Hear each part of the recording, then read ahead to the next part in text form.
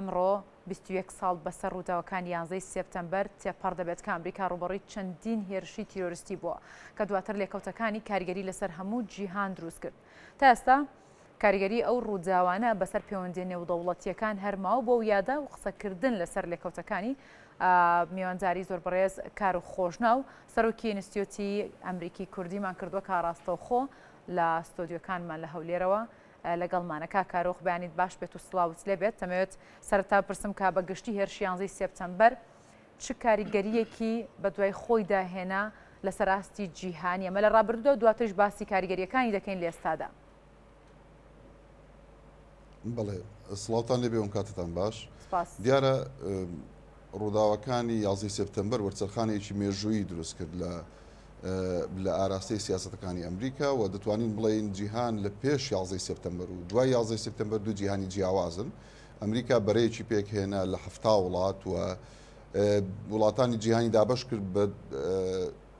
دابش کرد بەسەر دوو بەرەدا بەرەی تیرۆر و بەرەی ئەمریکا. ئەوەی لەگەڵ تیرۆر ئەوەی لەگەڵ ئەمریکا نەبێ ئەمریکا خستێ پاڵ تیرۆر. بۆیە ئەمریکا بەڕاستی وەرچەرخانێکی مێژووی دروست کرد و چونکە ئەمە گەورەترین گورز بوو لە مێژووی ئەمریکادا کە بەر ئەمریکا کەوتبێ کە تێیدا 2977 هاوڵاتی ئەمریکی کوژران و نزیکەی 25,000 کەسیش بریندار بوو. یعنی ئەمە هەم هەیبەتی ئەمریکای لەو کاتەیە شکاند و هەمیش بەڕاستی گورزێکی کەمەرشچێن بوو کە بەر ئەمریکا کەوت کە بە درێژایی مێژووی سەدەی 20 گورزێکی وای بڵین بەر نەکەوت بوو هەتا یعنی وای لێ هات خەڵک بەڕاستی تووشی نەوعێک لە هیستریا بوویەوە ئەو کاتە گەروێنەکان ببینین ئەو کاتی کە هێرشەکان ئەنجامدرا ینی خەڵک نەیدەزانی ئەمە چییە ئەمە بۆ بوو ینی بە مەدەنیترین بڵین وەسیلە و ئامرازی گواستنەوە گەورەترین گورزی سەربازی لە ئەمریکا درا ئەوانیش بەهۆی 4 فڕۆکەوە بوو کە دویان بەر بڵین بینای بازرگانی جیهانی کەوتن لە نیویۆرک و یەکیان بەر پنتاگۆن کەوت لە واشنتن ئەوی تریش بەر لە داستانەکانی پێنسیلڤانیا خراە خوارەوە بێ ئەوەی بەر هیچ شوێنێ بکەوێت. بەڵام بەگشتی مێژووی ئەمریکا و ڕنگدانەوەی ئەمریکا و کاردانەوەی ئەمریکا زۆر تون بوو بەرامبەر ئەوانەی کە بکەری ڕووداوەکانی 11 سپتەمبەر بوون کە ڕێکخراوی تیرۆریستی بڵین قاعیدە بوو. ئەو کاتە ئەمریکا بڵین ئەوانی تۆمەتبار کرد دوات خۆیان ڕایانگەیان کە ئەوان ئەم کاریان ئەنجام داوە. بڵێ باشە کاکارۆخ ئەم ڕووداوە تا چەند کاریگەری هەبوو لەسەر پەیوەندی دیپلۆماسیەکانی ئەمریکا خود گۆڕینی پەیوەندیەکان لەگەڵ تەواوی جیهان هەروەها دواتریش لەگەڵ عێراقدا یاخود با بڵین لەگەڵ خۆرهەڵاتی ناوەڕاست و بە تایبەت ئەو وڵاتانەی کە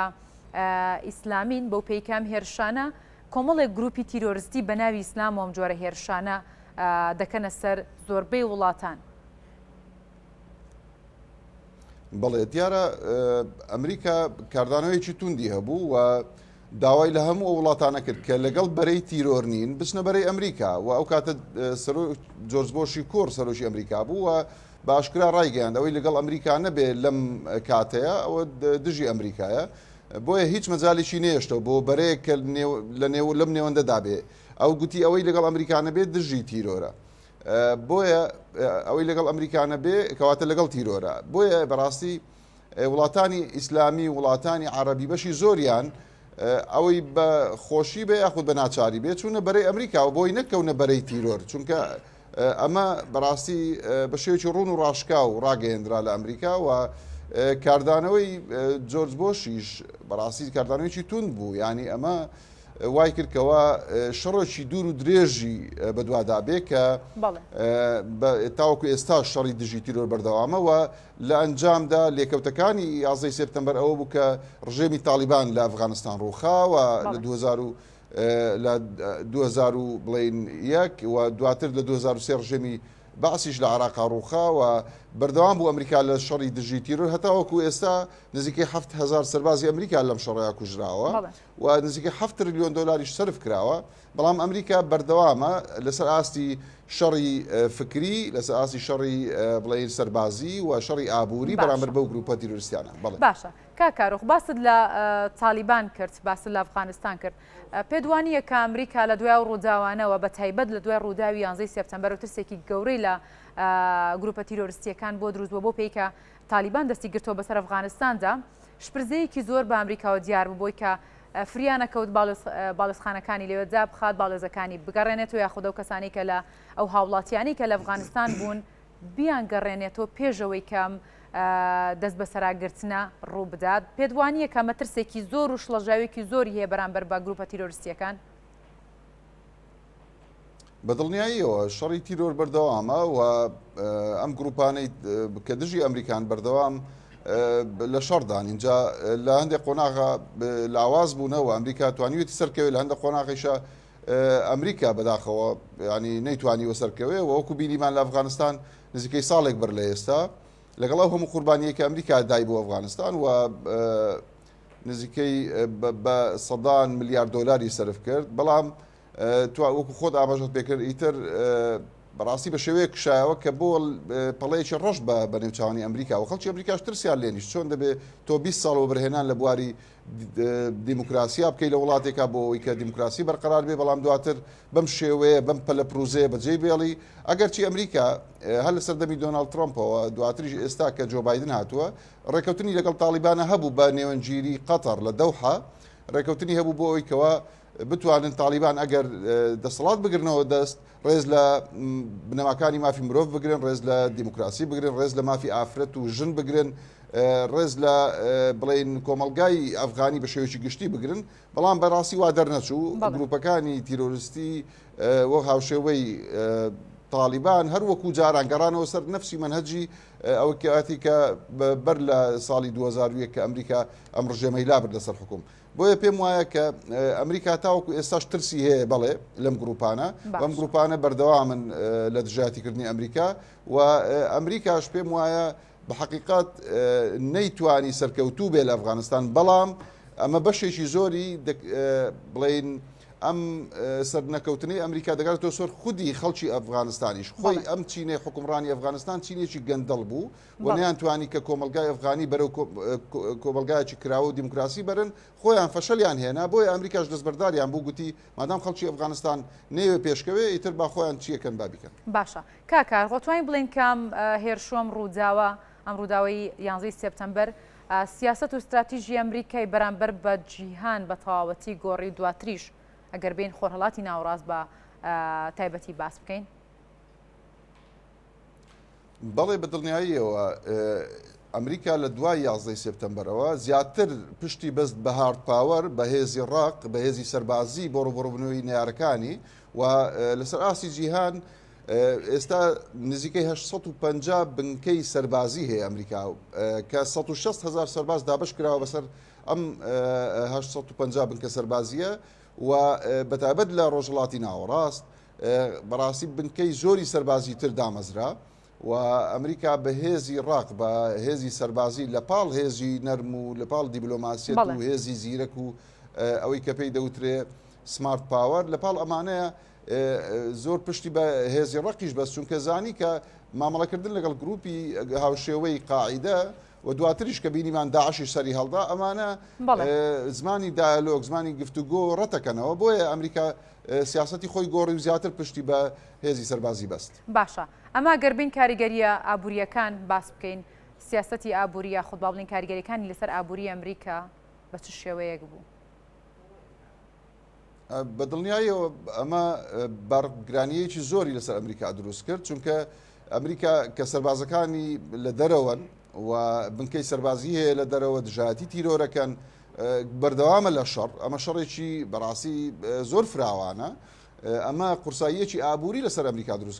دروست داناوە و تایبەت ئەو خەڵکی ئەمریکا کە پێیان دەڵێن تەکسپایر ینی ئەوانی کە باج ئەدەن بەردەوام ئەم باجی خەڵکی ئەمریکایە کە ئەچێت بۆ پنتاگۆن ئەچێت بۆ وەزارەتی بەرگری ئەمریکا ئەچێت بۆ سەربازەکان و ئەمریکا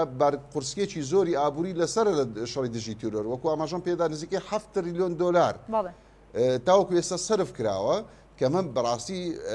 میزانیەکی گەلێک زۆرە بۆ شەڕ بەتابەت شەڕی دژی تیرۆر و نزیکەی 7,000 سەربازی لە عێراق و لە ئەفغانستانە کوژراوە ئەمە بەڕاستی ئەم قوربانیدانی ئەمریکا زۆر زۆرە هەم لە ڕووی ئابووری و هەم لە ڕووی مرۆییشەوە کە ئەمریکا قوربانی زۆری داوە لە شەڕی دژی تیرۆر باشە کاکارۆخ لە دوایام هێرشەوە با بڵێن گروپەکان بوون بە گروپە ئیسلامیەکان یاخود با بڵێن وڵاتانی ئیسلامی بوون بە دوو بەشەوە هەندێکیان لایەن گریا خود با بڵێن چوونە بەرەی تیرۆرستان و هەندێکیان چوونە بەرەی ئەمریکا و دژیم ڕووداوە بوون هۆکاری ئەمە بۆچیە گەڕێتەوەم دووبەرەیە بۆچی کەوتەوە بینەوە ئەمە بۆ وتارێکی جۆرج بۆشی کوورد دەگەڕێتەوە کە بەڕوون ڕۆژکاوی ڕاگەیاند ئەوەی کە لەم کاتەیە دوای هەر دوو ڕۆژ دوای ڕووداوەکانی 11 سپتەمبەر جۆرج بۆشی کوڕ ڕایگەیان ئەوەی لەم کاتەیە لەگەڵ ئەمریکا نەبێ لە بەرەی ئەمریکا نەبێ ئەوە مانای وایە کە لە بەرەی تیرۆرە لە بەرەی دژی ئەمریکایە بۆیە وڵاتان بەگشتی ناچار بوون چونکە شوێنێک نەماوە لەم نێوان ئەم دوو بەرەیەدا ئیتر هەمویان خۆیان خزاندە پاڵ بەرەی ئەمریکا و ئەمریکا هاوپەیمانەتێکی هەفتا وڵاتی پێکهێنا بۆ ڕوبڕووبنەوەی تیرۆر و لە لێکەوتەکانی ئەم خۆتان نەزانن لە لێکەوتەکانی ئەم شەڕەی دژی تیرۆریشە دوو ڕژێمی زۆر بڵین گەورە لەم ناوچەیە ڕوخێندران ئەوش ڕژێمی تالیبان لە ئەفغانستان و ڕژێمی سەدامیش لە عێراق و ئەمە وای کرد کە گۆڕانکاریەکی گەورە ڕووبدا بەڕاستی ئەو ئەمریکا بە شێوەیەکی گشتی نەک هەر لە ڕۆژڵاتی ناوەڕاست بەڵکو لە وڵاتانی تریشە بەردەوامە لە دژایەتیکردنی تیرۆر و هاوپەیمانی لەگەڵ کۆمەڵی وڵاتە بەستووە بۆیکەوە بە هیچ شێوەیەک ڕێگان نەدەن کە گروپی تونداژۆ بێنە مەیدان چونکە ئەمانە بەرژەوەندەکانی ئەمریکا دەخەنە مەترسیەوە و ئەمانە لەگەڵ ئەمریکا هەمیشە ناکۆکن بۆ نمونە بینیمان کە داعش سەری هەڵدا لە عێراق و سووریا ئەمریکا زۆر بە شێوەیەکی توند هاتە سەرخەت و دواتر بڵین هاوکاری هێزەکانی پێشمەرگە هاوکاری هێزەکانی شەڕوانان هاوکاری ئەو هێزانەی کرد هێز عراقیەکان کە بتوان ڕوبەڕووی داعش ببنەوە چونکە داعشیش لە ناو ڕەحمی قاعیدەیە لەدایک بوو و درێژە پێدەری پەیامی قاعیدە بوون کە ئەوانیش دژی ئەمریکا و بەرژەوەندەکانی ئەمریکا بوون لەو ناوچەیە باشە کاکارۆخ ئەم باسمان لە زۆرێک لە لێکەوتە و هەروەها کاریگەریەکانی کرد دوایەوەی کام ڕووداوە ڕوویدا بەڵام با بڵین بابزانین ئەم کاریگەریانە ئەم لێکەوتانە بۆ عێراق بە چ شێوەیەک بوو چۆن کاریگەریەکەی لەسەر عێراق دروست کرد لە ڕابردوودا و هەروەها لە ئێستاشدا بە حقیقت عێراق یەکێک بوو لە وڵاتانەی کەوا دوای ڕووداوەکانی 11 سپتەمبەر کاریگەری ڕاستە و خۆی لەسەرا بیندرا ئەویش بەهۆی ئەوەی کە بڵین جۆرج بۆشی کوڕ توانی بە شێوەیەک بڵین لینکێک دروستکە لە نێوان ڕژێمی سەدام و لەگەڵ قاعیدەیە و بەهۆی ئەوەی کە ئیدعایەوە دەکرا کە ڕژێمی سەدام ترس هەیە کە چەکی بڵین ناوەچی هەبی لەبەرەوە ڕژێمی سەدامیان ڕووخاند ئەگەر هاتبا و ئەمریکا ڕژێمی سەدامی نەڕووخاند بە ئەوە پێم وایە ڕژێمی سەدام یەکێک بوو لە درندەترین ڕژێمەکان کە هاوشێوەی ڕژێمی ئەسەد لە سووریا دەمایەوە چونکە بە خەڵکی عێراق ئەمە حقیقەتە خات و هەنار بە خەڵکی عێراق ڕژێمی سەدام نەدەڕووخێنرا ینی ئەمە ڕژێمی سەدام چونکە ڕژێمێکی زۆر توندڕۆ و زۆر توند ئاژۆ بوو بە هەمیشە تند و تیژی بەرامبەر بە خەڵک بەکاردێنا اینجا چ لەگەڵ کووردا بە تایبەت و لەگەڵ شیعە و لەگەڵ سونەشە ئەوانیش هەر قوربانی دەستی ڕژێمی باز بوون بۆیە یەکێک لە لێکەوتە گرنگەکانی 11 سپتەمبەر ئەوە بوو کە ڕژێمی سەدام ڕژێمی بەعس ڕووخێنرا و ئەو واقعی کە دروست بووە لە عێراق ئەمە یەکێکە لە لێکەوتەکانی کە لە دوای 11 سپتەمبەرەوە هاتۆتە ئاراوە چونکە ئەگەر 11 سپتەمبەر نەبووایە ئەو ڕژێمی بەعس بەردەوام دەبوو و لەوانەیە کوڕونەوەکانی سەدامی دیکتاتۆریش بەردەوام بوونان لە حەکم بۆیە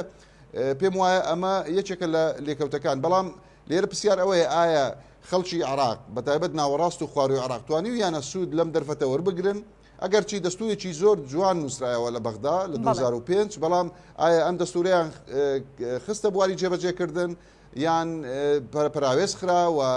گەندەڵێکی زۆر لەسەر دەستی چینی دەسەڵاتداری ناوەڕاست و خواروی عێراق سەری هەڵدا و بە حقیقت ینی جگە لە کوردستان ناوەڕاست و خواروی عێراق خۆتا دەزان ئێستا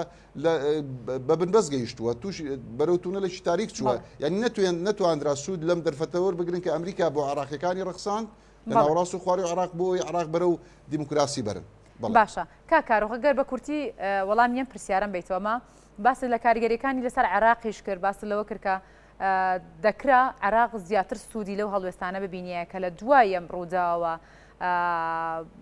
ڕوویدا و هەروەها هەندێک گۆڕانکاری لە سیاسەتی عێراقدا ڕوویدا یەکێک لەوانە ڕووخاندنی سەدام حوسێن و ڕژەمی باسی پێشوو بوو کورد وەکووا خۆت با بڵێن کوردستان چۆن توانی سوود لەم هەنگاوەی ئەمریکای خۆت لەم کاریگەری و لێکەوتانە بنێت کە لە هەندێک ڕۆ باست کرد کە سوودێکی باشی بۆ عێراق هەبوو بڵێ خاتو هەنار ئەو دیفاکتۆیی کە لە 91 دوای ڕاپەڕی مەزنەکەی خەڵکی کوردستان تاوەکو 2023 کوردستانی بڵێن لە کوردستانە هەبوو دیفاکتۆیەک بوو کە نەچوو بۆ چوارچێوەی یاسا و دەستور بەڵام کورد توانی سوود لە ڕووداوەکانی 11 سپتەمبەر ببینێ بەوەی کە ڕژێمی سەدام ڕووخا توانی بە شێوەیەکی دەستوری لە ناو دەستوری نوێی عراقا لە 2005 ببێتە هەرێمێکی فیدرال یعنی پەڕینەوە لە قۆناغێکی نادەستوری دەتوانین بڵێین نایاسایی هەتاوەکو لە 91 تاوەکو 2023 هەرێمی کوردستان دوای ڕاپەڕین بە شێوەیەکی دیفاکتۆ خۆی بەڕێوە ئەبرد بەڵام لە دوای 2005ەوە دوای نووسینەوەی دەستوری عراق هەرێمی کوردستان بە شێوەیەکی دەستوری و یاسایی لە ناو لە چوارچێوەی عراقا جێکرایەوە وەکو هەرێمێکی فدرال بۆیە دەبینین کە نزیکەی 41 وڵات لە ئێستا لە هەولێری پایتەختە نوێنەرایەتیان هەیە و کنسوڵیەتیان هەیە و هەرێمی کوردستانی لە 14 دەوڵەتە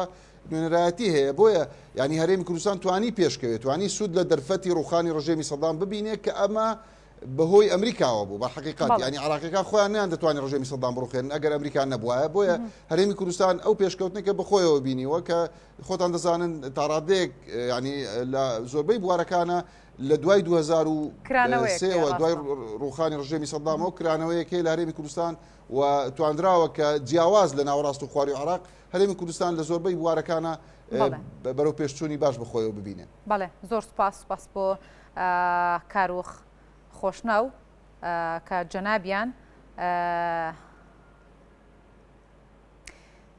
سەرۆکی نووسێتی کوردی ئەمریکی بوون سپاس بۆی کە لەگەڵ ماوەی سپاس بۆ ڕوونکردنەوەکانت.